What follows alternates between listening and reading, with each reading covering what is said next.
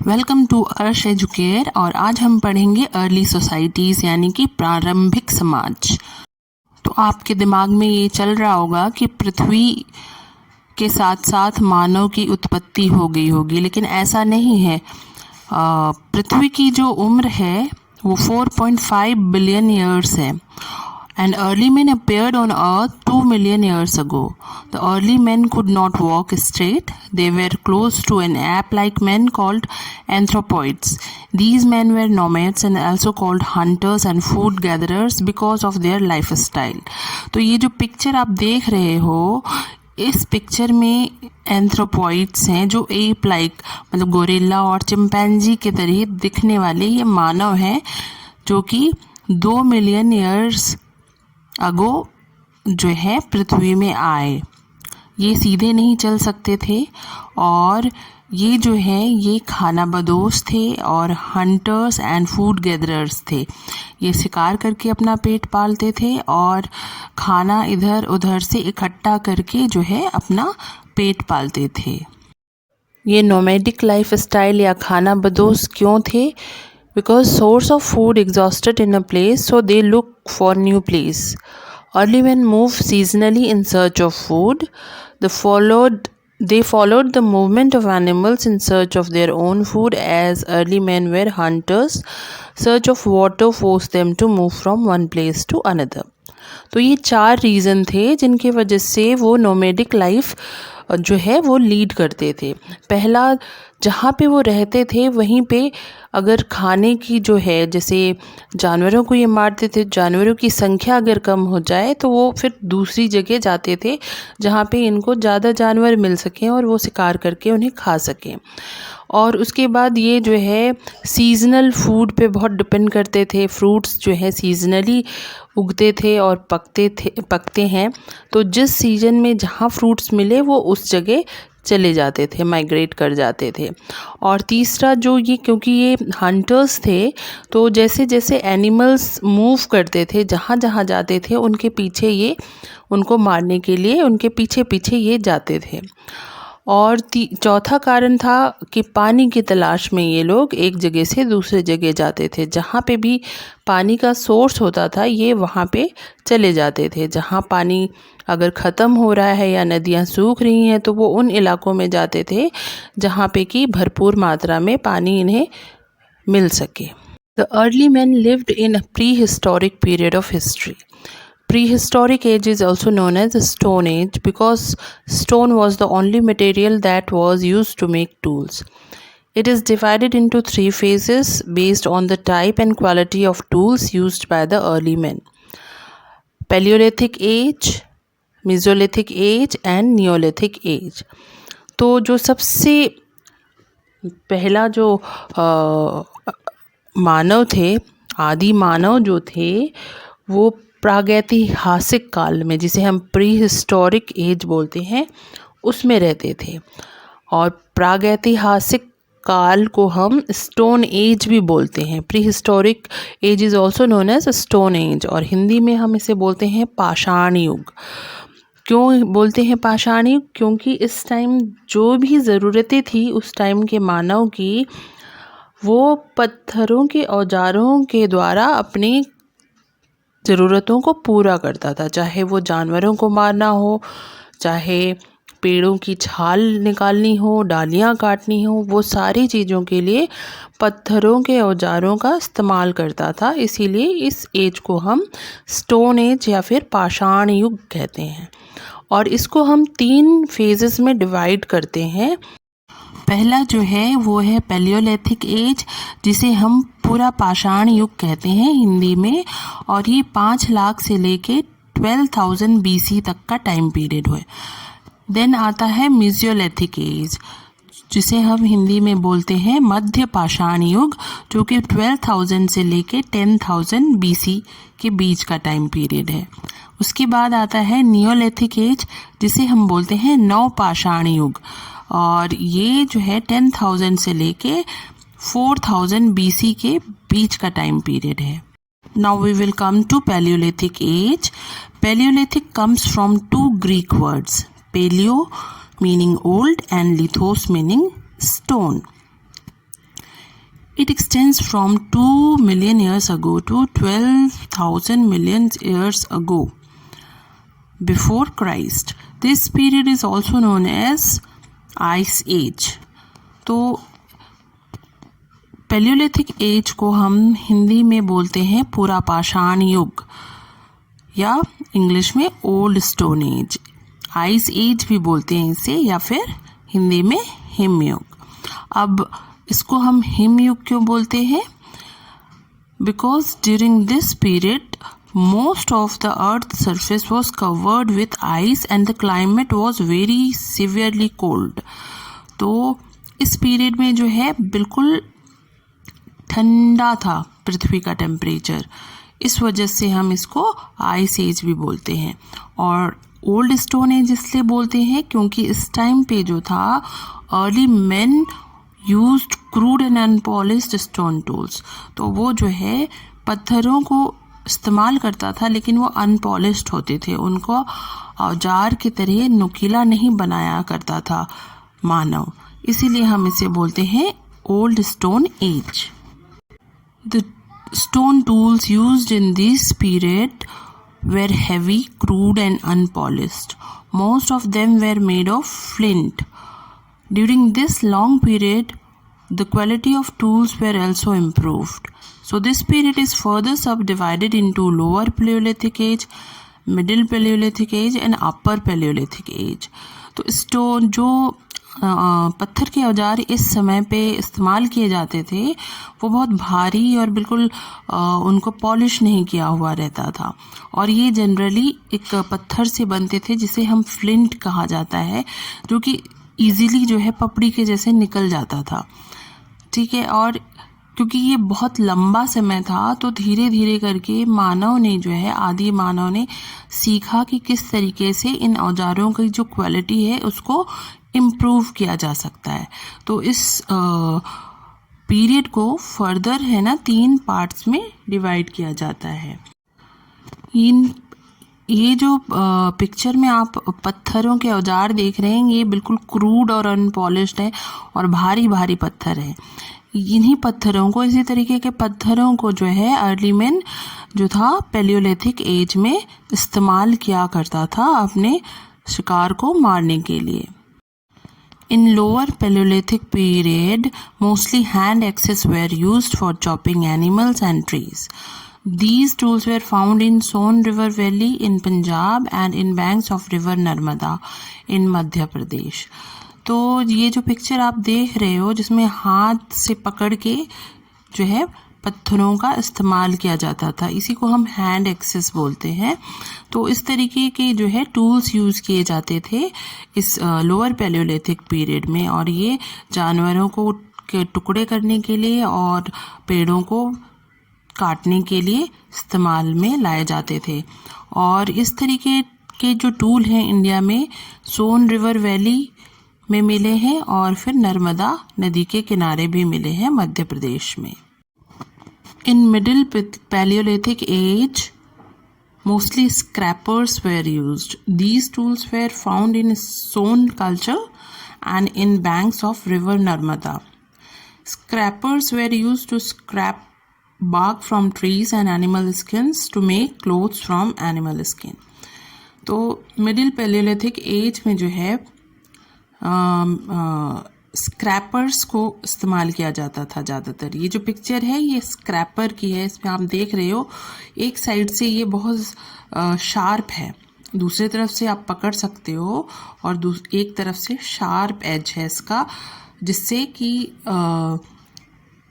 पेड़ों की छाल लोग निकालते थे और एनिमल्स की स्किन को भी इससे हटा दिया करते थे उसको एज अ क्लोथ यूज़ करने के लिए. और इस तरीके के औजार हमें नर्मदा नदी और सोन कल्चर में मिले हैं पंजाब में. In upper palaeolithic age blades were mostly used. These tools were found in Chota Nagpur plateau in Jharkhand and Bhopal. तो ये जो पिक्चर है ये ब्लेड्स का है, ये स्टोन से बना हुआ है और ये जो है चौड़ा कम और लंबा ज़्यादा होता था, और इसके जो दोनों एजेस होते थे ये बहुत शार्प होते थे. तो इनको हम ब्लेड बोलते हैं, ठीक है। और इस टाइप के जो औजार हैं वो छोटा नागपुर में, झारखंड में मिले हैं और मध्य प्रदेश में मिले हैं। तो इस तरीके के औजार जो है अपर पैलियोलिथिक एज में यूज़ किए जाते थे। इंडिया में बहुत सारी जगहों पे जो है पैलियोलिथिक टूल्स पाए गए हैं, जैसे कि उत्तर प्रदेश में मिर्ज़ापुर में पाए गए हैं, मध्य प्रदेश में भीमबेटका में पाए गए हैं, महाराष्ट्र में बोरी में, और आंध्र प्रदेश में कुरनूल में जो है इस तरीके के औजार पाए गए हैं। Apart from tool making by stones, discovery of fire is also an important step in early man's life. Fire helped early men to get warmth and to light up the dark jungles at night. They used fire to frighten wild animals. Gradually they learned to cook food. तो और पत्थरों के औजार के इस्तेमाल के अलावा जो है आग की जो डिस्कवरी की गई अर्ली मैन के द्वारा एक इम्पॉर्टेंट स्टेप है अर्ली मैन के लाइफ में।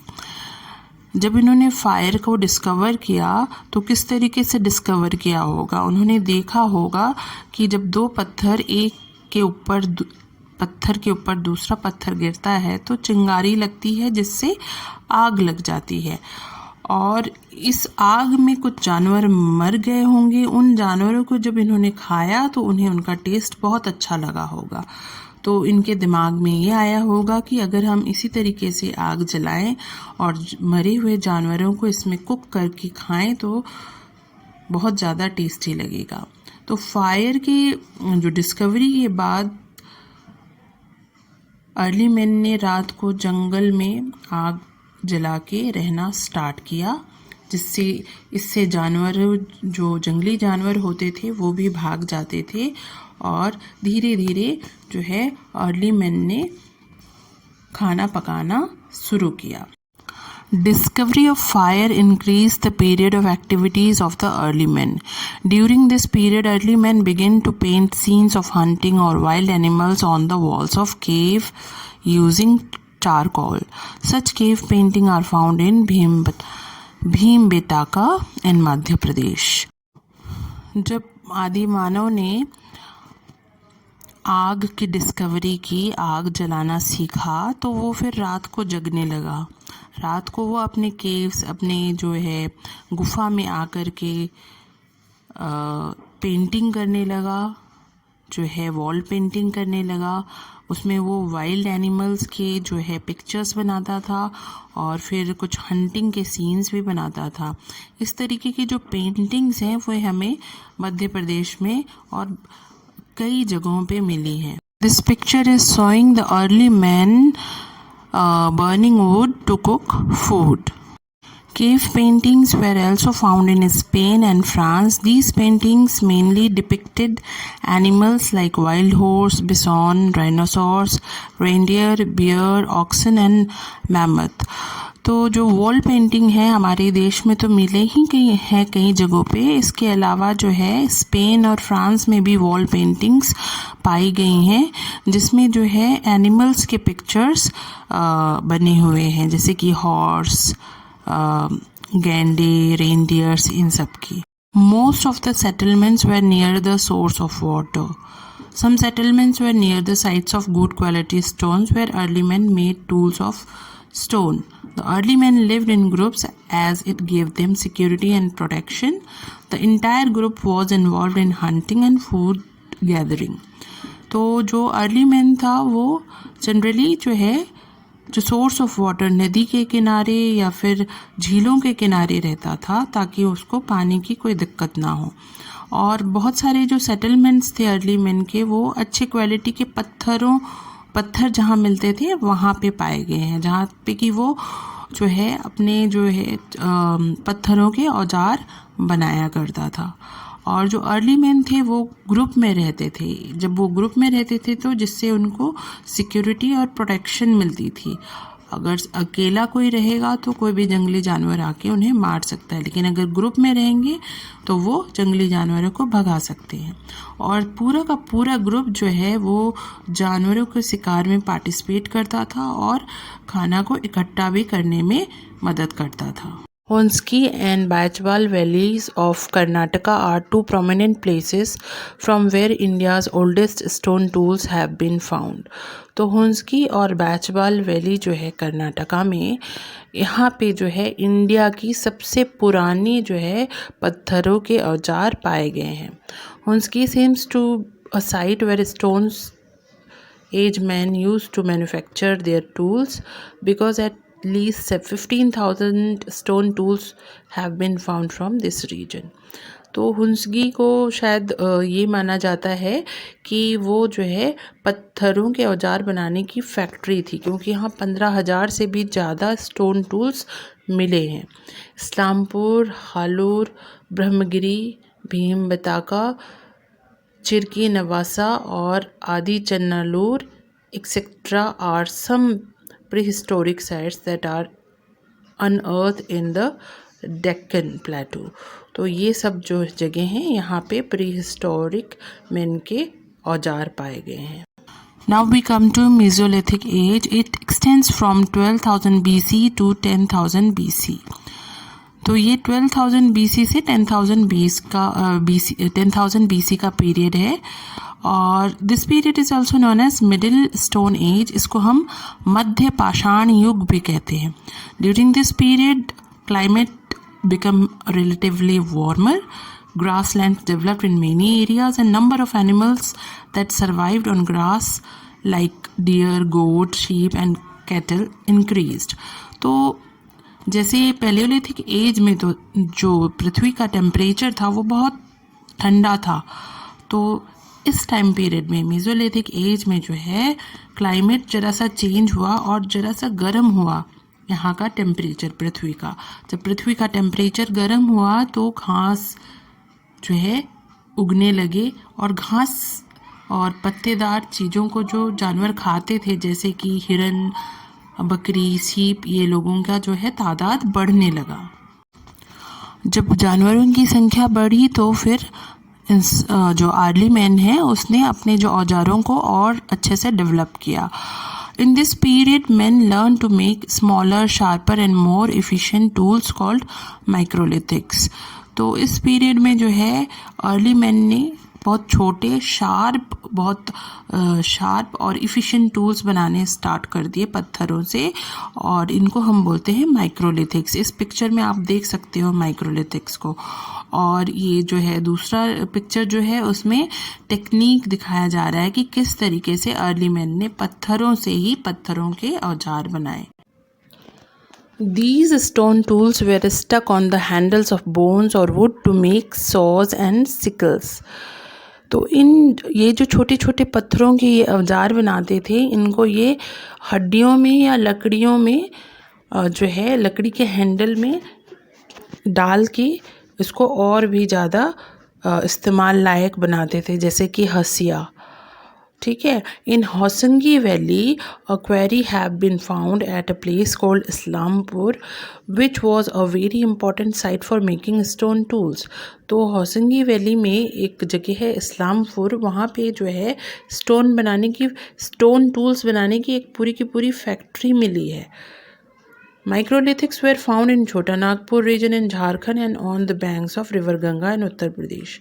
तो माइक्रोलिथिक्स टूल जो हैं, ये जो छोटे छोटे पत्थरों के शार्प और इफ़िशिएंट औजार जो बनाए थे अर्ली मैन ने, ये छोटा नागपुर इलाके में और गंगा नदी के किनारे पाए गए हैं उत्तर प्रदेश में। Now, what were the development took place in Mesolithic age? तो जो है मध्य पाषाण युग में क्या क्या डेवलपमेंट हुए।